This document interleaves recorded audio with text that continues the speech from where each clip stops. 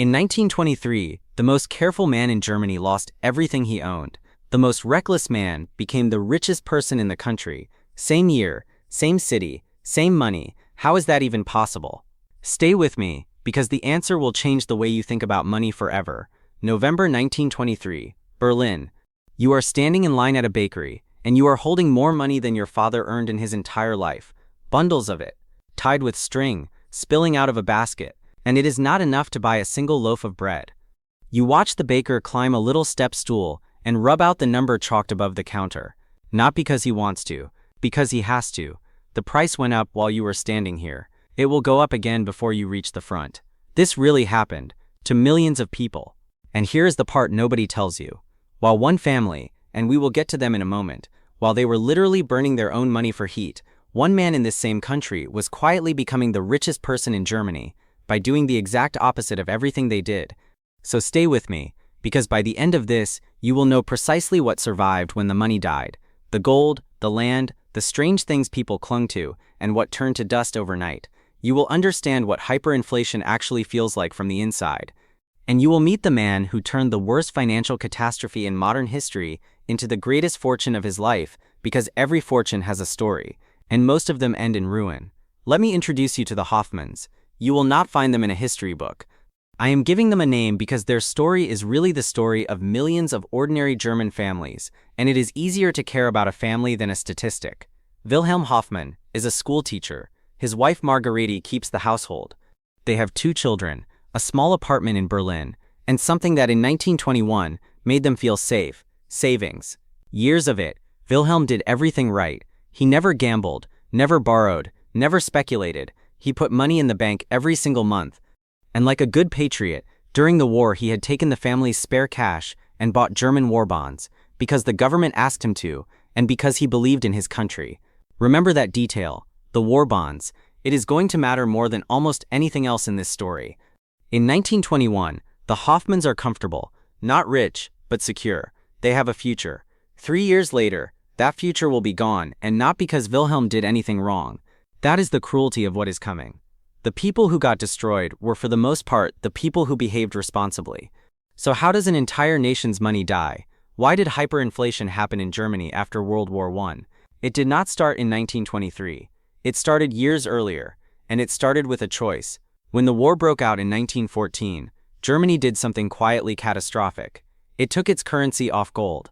Before that, you could in theory exchange your marks for real gold, which kept the government honest. Now the mark was just paper, backed by a promise, and to pay for the most expensive war in history, Germany did not raise taxes the way Britain did. It borrowed. It printed. It told its citizens to buy war bonds and assured them everything would be repaid once Germany won. Germany did not win. It lost, and then came the bill. The Treaty of Versailles loaded the country with enormous reparations. Then, in early 1923, when Germany fell behind on payments, French and Belgian troops marched into the Ruhr, the industrial heart of the country, to take the coal and steel by force. The German government called for the workers to lay down their tools in protest, and then promised to keep paying those striking workers anyway. With what? There was no money. So the government did the only thing it knew how to do. It turned on the printing presses, and it did not turn them off.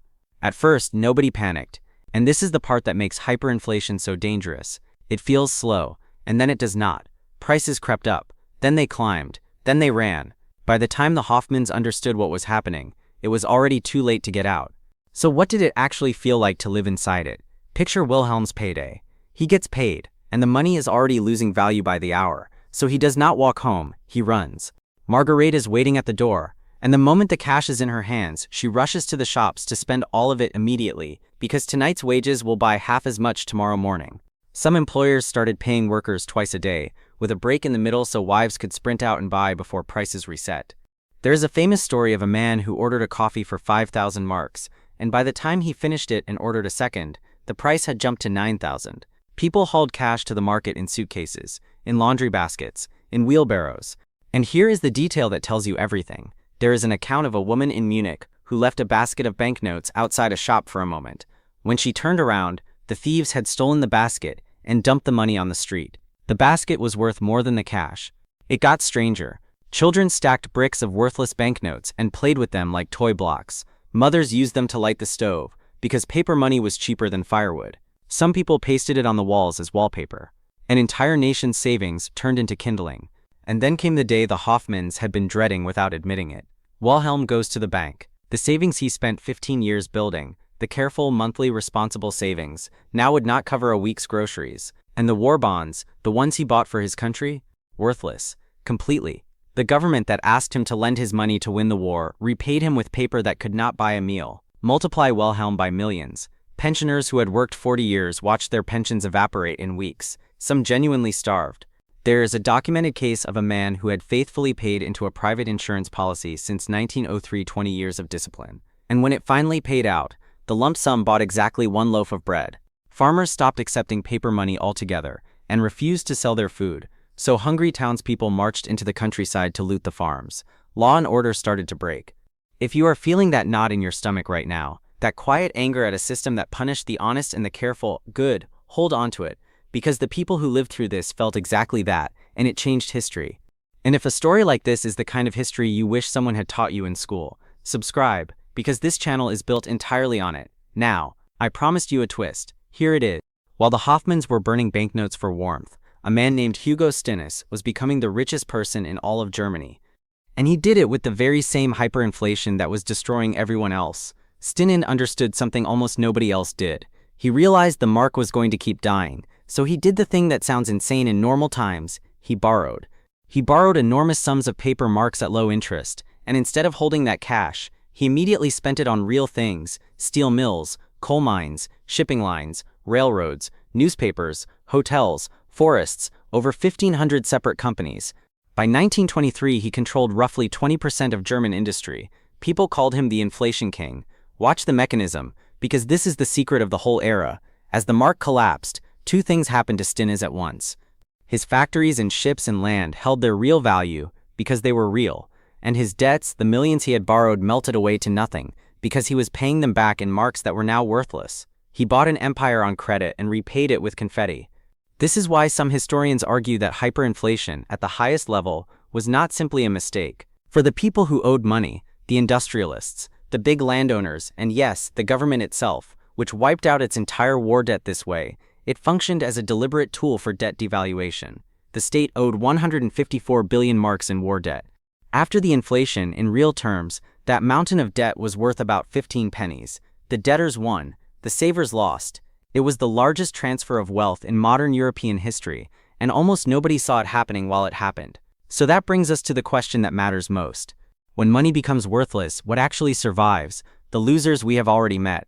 Cash gone, bank savings gone, war bonds and government bonds gone, pensions and fixed incomes gone. Anything that was a promise to be paid a fixed number of marks turned into a promise to be paid nothing. The survivors were different. They had one thing in common: they were real, and you could not print more of them. Gold and silver came through untouched. An ounce of gold bought roughly the same basket of goods before, during, and after the chaos. This is what gold's real purpose actually is. It is not about getting rich. It is insurance against your own government debasing the money in your pocket. Foreign hard currency did the same job. The neighbor who kept a few American dollars hidden in a drawer stayed afloat while the man next door with a fat German bank account drowned. Then there were the real assets: land, property, tools, anything physical. Farmland kept producing food no matter what the currency did. And here's the detail I love, because it is almost funny. Farmers, suddenly flush, started coming into the cities to buy grand pianos. Not because they could play, because a piano was a real object that would hold its value, and paper marks would not. Town families were furious watching it happen. But the farmers were right. And finally, skills. The people who could fix, build, grow, or make something always had a way to trade for what they needed when the money meant nothing.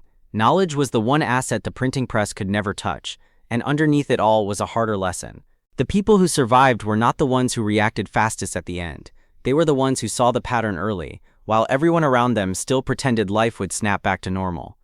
A journalist who lived through it put it plainly: clinging to the old way of thinking was punished with hunger, while those who grasped the new reality quickly were rewarded with sudden wealth. Survival was not luck. It was seeing clearly when everyone else refused to look.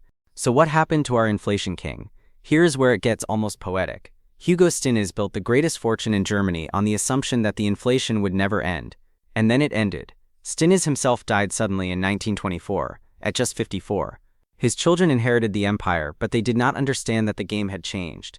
They kept playing by the old rules in a new world, and within a few years, the mighty Stinnes empire fell apart. The fortune that ruin had built was undone the moment ruin stopped, because the inflation did stop, almost overnight, and how it stopped is one of the strangest stories in financial history. By late 1923, the man running Germany's central bank had been printing money so relentlessly that he seemed unstoppable. Then in November, the government brought in a currency commissioner named Hjalmar Schott, who, I am not making this up, was given an office that was a converted broom closet inside the finance ministry. From that broom closet, Schott and the finance minister did two simple things. First, they ordered the central bank to stop printing money to fund the government. Just stop. And second, they introduced a brand new currency, the Rentenmark. One Rentenmark was set equal to 1 trillion of the old paper marks. But the real genius was what stood behind it. Germany had no gold left, so the new money was backed instead by a mortgage on the country's own land and industry. The one thing it still had, it was strictly limited in quantity, so it could not be flooded, and people, exhausted and desperate for anything stable, believed in it. The effect was almost instant. Prices steadied. The madness stopped. Germans later called it the miracle of the Rentenmark. And in an eerie final twist, the old central bank president who had printed the nation into ruin died of a heart attack on the very same day his successor began to fix it. One era ended and another began, in a single day, but the damage was already done, and it went far deeper than money. An entire generation of careful middle-class families, people exactly like the Hoffmanns, had watched a lifetime of honest work wiped out through no fault of their own. They lost more than their savings. They lost their faith that working hard and playing by the rules would protect them. And a population that has lost faith in the system becomes a population willing to listen to anyone who promises to burn that system down. This is why historians say the hyperinflation helped herald the fall of German democracy. It did not happen overnight, and the deflation and unemployment that came later played their part too. But the wound opened in 1923 never fully healed. The man who would later seize the country attempted his first grab for power in Munich in that very same month, November 1923. The connection is not a coincidence. And here's the uncomfortable truth that makes this more than a German story. This pattern is not unique. It has repeated again and again. Hungary, after the Second World War, suffered an inflation even worse than Germany's. Zimbabwe printed a $100 trillion note. Venezuela watched its currency vanish.